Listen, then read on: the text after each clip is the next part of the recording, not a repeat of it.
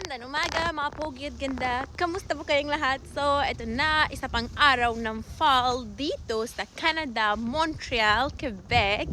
At saka lumalabas na ako kahit may sakit ako. Tingnan nyo sa cold sore ko, Diyos ko Lord. Dahil kailangan ko sunduin ng kapatid ko ng bata sa eskwela niya.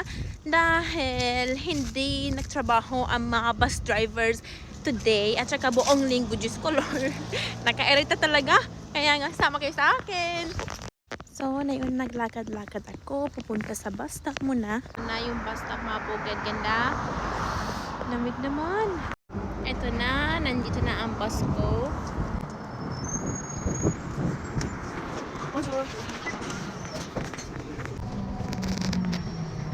Ito na mga pugad, ganda.